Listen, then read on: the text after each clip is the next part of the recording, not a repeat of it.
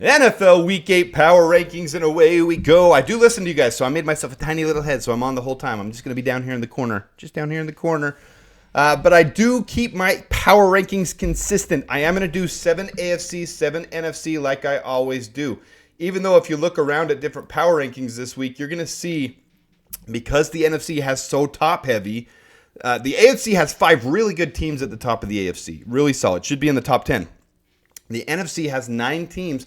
Most places have 9 of the NFC teams in the top 14. So that doesn't fit for mine, though, because I always rank according to how the playoffs would be. 7 from the AFC, 7 from the NFC. But that makes it tough because you're going to see a couple teams from the NFC on the outside looking in that fan bases will be upset about because they're good teams, but they're just not quite in the top 7, in my opinion, with where they stand. Teams like you'll see this week, spoiler alert already, the Seahawks are going to replace the Niners because the Seahawks won and the Niners lost. And even though they lost head-to-head, I think the Niners are regressing and they've got a lot of bad luck and injury concern and things happening.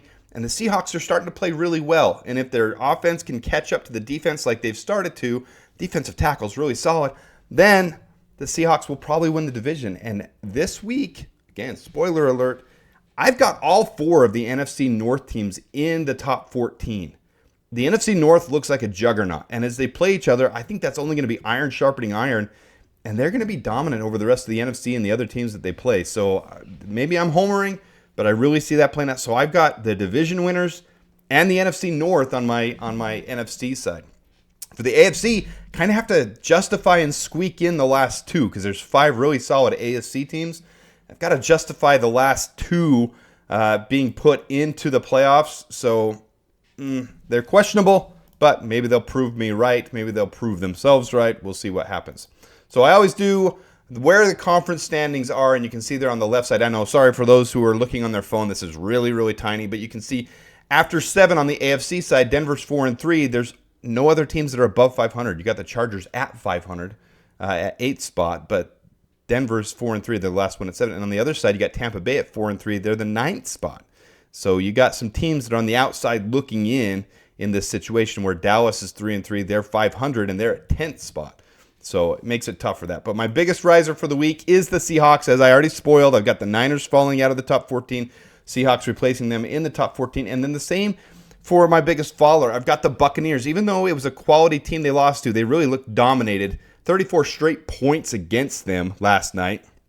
So I've got them dropping 8 spots, falling out of the top 14, and really having to justify putting an NFC South team in the top 14 and all, but someone's got to make it, and Atlanta did win head-to-head, so I know that's a little hypocritical. One side I did one thing, I got the Seahawks, but the Seahawks have a better record than the Niners as well, and the Buccaneers and the Falcons have the same record, so that's how I justify that. So you can already put in the comments if you disagree with that at this point, but these are my rankings, and I'm really proud of them. So there we go with that, and then I'm going to get into the actual power rankings. And I've done what you guys have said. I'm going to make the bottom 18 a little bit more quicker and condensed, and the top 14 a little bit longer, but still not too long. Still under a minute each. So let me know if you guys like this new format. Let me know if you like the way I've created this and done it. Not necessarily the picks. You can let me know the picks too. You can let me know where I'm way off, because a lot of people are going to disagree with a lot of the picks that I take, but I've got basis for every one of them, and I'm usually pretty close on what I say. So not being Nostradamus, not predicting the future, but as far as rankings and team analysis, I've got that pretty good. So with number 32, you already kind of got a little brief preview. The Panthers, losers of 4 straight after getting killed by the Commanders' second team. They lost 40-7, but the biggest thing is their point differential. They're the worst in the league by a lot, almost double, negative 133. They're outscored by 133 points through 7 weeks. So they head to Denver this week to see if they can get mile high. See if being mile high will help them. Browns, losers of 5 straight, and aside from trading away Amari Cooper, they just lost to Deshaun Watson for the season. They head to the Ravens this week. I didn't move them. I flip-flopped the Panthers and the Patriots because I can see the Patriots actually winning a game with their style of play, even though they've lost 6 in a row. They head to the Jets this week. That'll be a good test for them. So I flip-flopped the Panthers and Patriots, and I actually feel really good about that decision. I think the Panthers are in trouble. Titans lost their second in a row and looked terrible against the Bills, even when they switched up their quarterback. Titans head to Detroit to take on the Lions. The Giants managed 3 points against the Eagles, who just barely, the week before, the Eagles barely squeaked out a win against the Browns. So not looking good for the Giants, in my opinion. The Giants head to Pittsburgh on Monday Night Football. I don't think that's going to go well for them. The Raiders are going to be next. Antonio Pierce said they're in a dark place.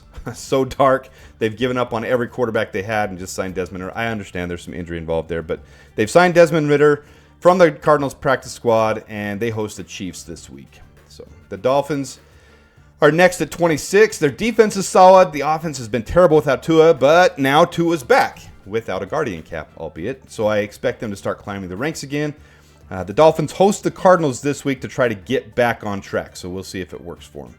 The Jets, Aaron Rodgers is running out of people to get fired, honestly. Maybe Hassan Reddick will help, but it just doesn't seem like their defense is the issue. It's more of father time. They'll head to Boston to take on the Patriots.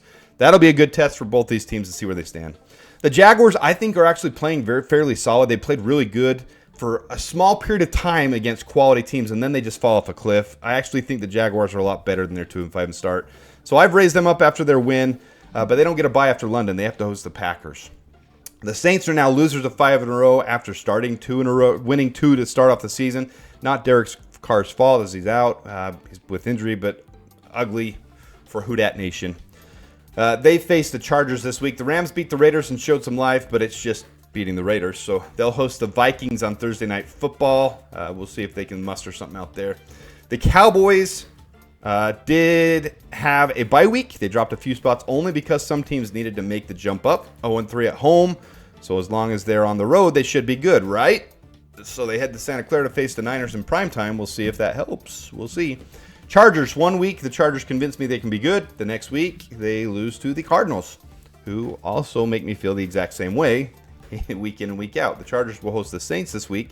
So naturally, I need to move the Cardinals up ahead of the Chargers, and the Chargers just down below them, but they're the same thing. Week in and week out, I'm not sure who this team is and their identity. Head to Miami to see if they can string a few wins together, but they've got to face Tua coming back. That'll be an interesting game, one that I'll be watching. Bengals squeak one out against the Browns as well. 2 in a row for the Bengals. If they can make it 3, we might just be talking about them jumping in with the weak AFC's top 7. I think they belong there all along. They just do this every year. They kind of start slow. So the Bengals will battle the Eagles to see which franchise heads up or down. The Niners, I actually feel bad for the Niners fans. The season feels like it's genuinely cursed. Add Brandon Ayuk to the curse, Deebo Samuel in a weekly curse with his pneumonia, and it feels like the Niners might not even make the playoffs. Niners host the Cowboys on Sunday Night Football. Eagles have won 2 in a row, look decent again, but I can't put them in the top 14 over division leaders like the Commanders that are holding down the bottom of the 14, so they're just on the outside, but deserve to be on the inside. They head to Cincy to face the Bengals this week. Buccaneers, same thing as the Eagles. Losing to the Ravens definitely isn't worthy of a huge drop, but they lost their head-to-head with the Falcons earlier, as I said, so the Falcons get the playoff ranking ahead of them. Another team looking in for now. So like I said, there's 3 NFC teams at the top of the bottom, Bucs, Eagles, Niners. It'll be interesting to see who comes out on top there. All right, so my top 14, like I said, there's some AFC teams that probably don't deserve to be above the Buccaneers, Eagles, and Niners. The 14th spot has to have 7 AFC. Could have been the Bengals, but they have a losing record, so I feel kind of bad about that. Anthony Richardson is back, and while there's plenty to crap on him about, he's actually put up almost as many yards on the Dolphins last week than any quarterback has this year, with a whopping 129. The Dolphins' defense has been staunch. The Colts have won 3 out of their last 4, have wins against the Steelers and Bears, while losing close ones to the Texans, Packers, and Jaguars. Colts have to travel to Houston to face their division-leading Texans. The Falcons got absolutely lambasted by the Seahawks. I don't even want to have them an NFC South team in the top 14. While just a few weeks ago it seemed like there could be 3 teams in the top 14 from the NFC South, their head-to-head win over the Bucs is the reason I squeaked them in.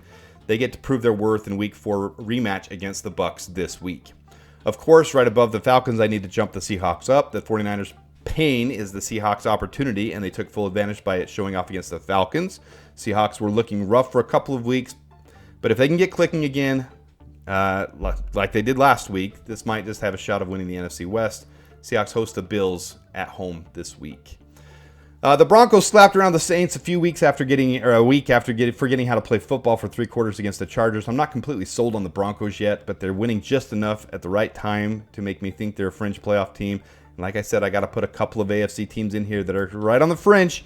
4-3. A lot of teams are probably surprised that they're 4-3. They were projected to be one of the teams competing for the number 1 overall pick this year. They get the Panthers at home this week, so it should be an easy test for them. The Packers in Houston. I think the Texans blew them out. Normally, But the Texans didn't show up. It appeared that C.J. Stroud forgot how to play against the blitz.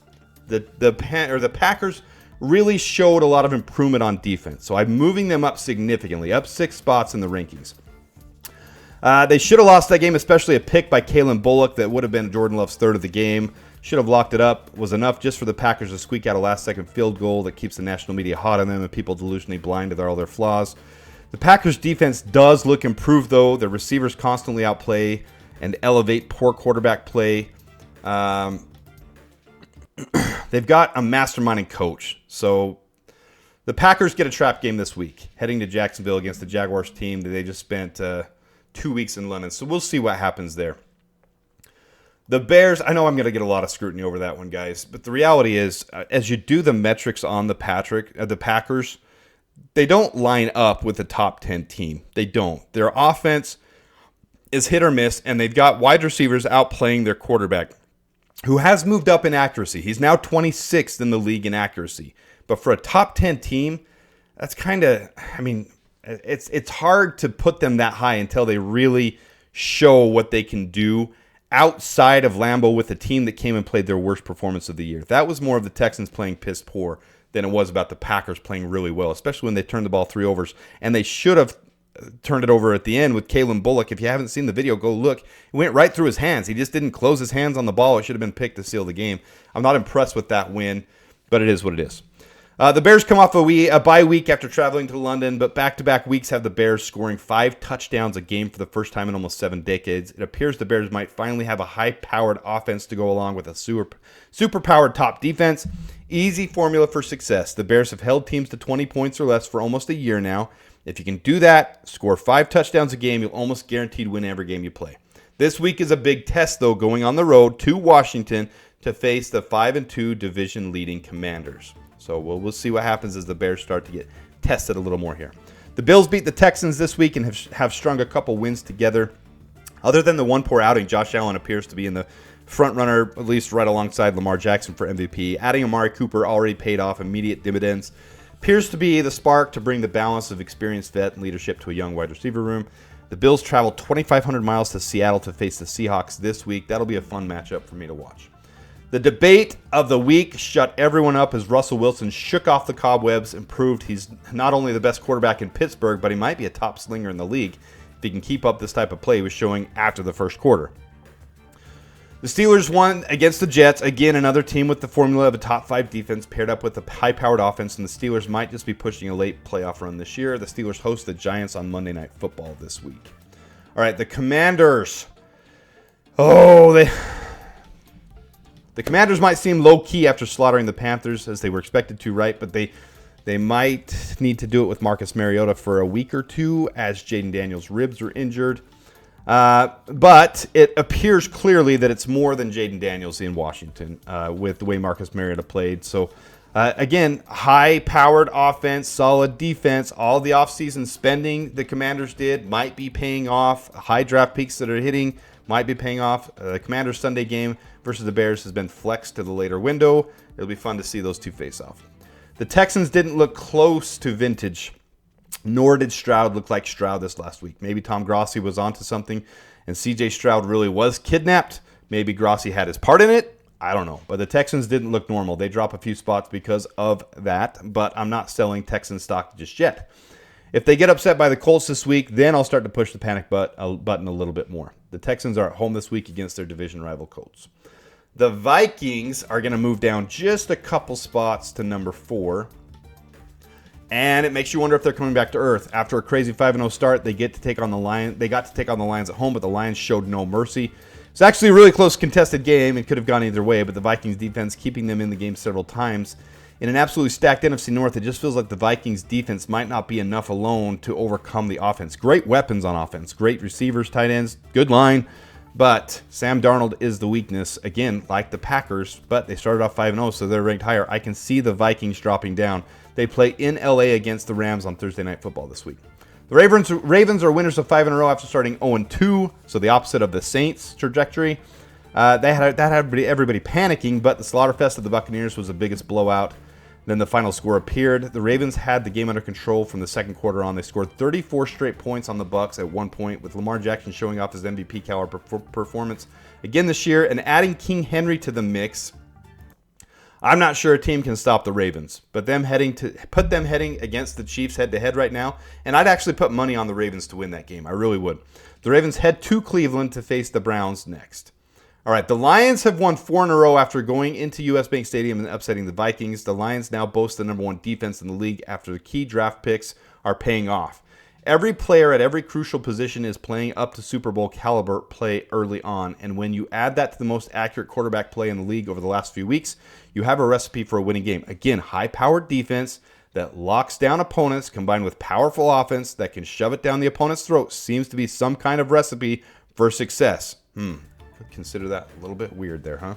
The Lions host the Titans next. So that obviously leaves at number 1 the Chiefs. And like I said, I'm not completely sold on the Chiefs. They're the only undefeated team left in the league at 6-0. They haven't been all pretty. In fact, they don't even boast a top 5 point differential. But a win is a win is a win. As long as the reigning Super Bowl champs continue to win, there's no way I can move them down from the top spot because they've earned it. All while playing with Pat Mahomes' quarterback play that looks worse than I've ever seen him play before. It almost honestly seems like he's kind of disinterested in the regular season. He kind of just wants to get to the playoffs where he can turn on Superman mode. But they're winning still. They're 6-0, so no change there for the Chiefs. Next up, they go on the road to Las Vegas. So we'll see if they can handle Desmond Ridder. Next week, each video out on Tuesday for Power Rankings, each Wednesday for weekly predictions. Give me your thoughts on which rankings I got wrong. I understand the 7-7 AFC, NFC makes it a little bit different. So I get that. So not necessarily that, but which ones did I get? Did I get wrong in putting all 4 NFC North teams in the top 14? Let me know your thoughts in the comment. Thanks for watching. If you haven't, please subscribe. If you haven't commented, leave a comment and a like for the algorithm. I try to interact as much as I can. I do have strong opinionated opinions, but if you push your opinions against mine, I totally listen to all of them, every one of them. So do appreciate you guys tuning in. NFL Week 8 Power Rankings.